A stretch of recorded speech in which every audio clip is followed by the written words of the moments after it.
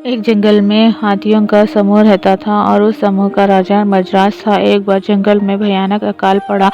सूखे के कारण सब हाथियों के पास पीने के लिए पानी भी नहीं बचा था। बिना पानी के हाथी व्याकुल हो गए।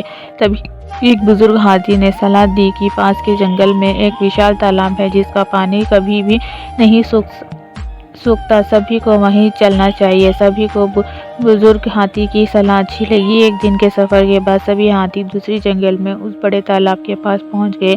सभी हाथियों ने जी भरकर पानी पिया और स्नान किया। तालाब के पास ही खरगोशों का झुंड रहता था। हाथियों के आ जाने के कारण कुछ खरगोश हाथियों के पैरों के नीचे आने से दब गए। सभी खरगोश इस बात से बहुत नाराज थे और किसी ने न किसी तरह हाथियों को वहां से भगाना चाहते थे। खरगोशों का मुखिया हाथियों के मुखिया से बात करने के लिए दूसरे ही दिन उस पत्थर पर जा बैठे जिससे के निकट से हाथी आते थे। जैसे ही हाथियों का झुंड वहां से निकलना, खरगोशों का मुखिया गजराज को देखकर बोला, हे गजराज चंद्रमा, हम खरगोशों के मुखिया हैं और हाथियों के यहाँ आ जाने के कारण कई खरगोशों के पैरों तले दबने से मौत हो गई है। इससे चंद्रदेव हाथियों से बहुत अधिक नाराज है। अगर हाथियों का झुंड जल्दी यहाँ से नहीं गया तो वे क्रोधित होकर हाथियों को श्राप दे देंगे।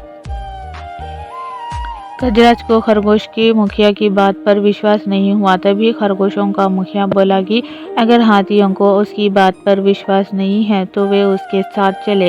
सभी हाथी खरगोशों के मुखिया पीछे पीछे चल दिए और तालाब के पास पहुंचे। पूर्णिमा की रात थी। चंद्रमा का प्रतिबिंब तालाब में इस तरह दिखाई दे रहा था मानो शासक चंद्रमा बता रहे हो। खरगोश हाथियों की मुखिया गजराज से बोला, अगर आप चाहें तो चंद्रदेव से बात कर सकते हैं, वे आपसे बहुत नाराज है। गजराज जैसे ही चंद्रमा के पास पहुंचे तो उसकी सूंड की हवा से प्रतिबिंब अचानक हिलने लगा। प्रतिबिंब को हिलता हुआ देख गजराज डर गया और उसे लगा मानो चंद्रमा सचमुच नाराज है और वे क्रोधित होकर उसे श्राप दे देंगे। गजराज और हाथी तुरंत ही डर कर वहां से चले गए। हाथियों के जाते ही खरगोशों ने खुश होकर छोटू खरगोश को धन्यवाद दिया। हाथी जब तालाब छोड़कर लौट रहे थे, रास्ते में ही बारिश हो गई और पानी का संकट खत्म हो गया। इस प्रकार खरगोशों की होशियारी से सभी खरगोश और हाथी सुखपूर्वक अपने अपने क्षेत्र में रहने लगे।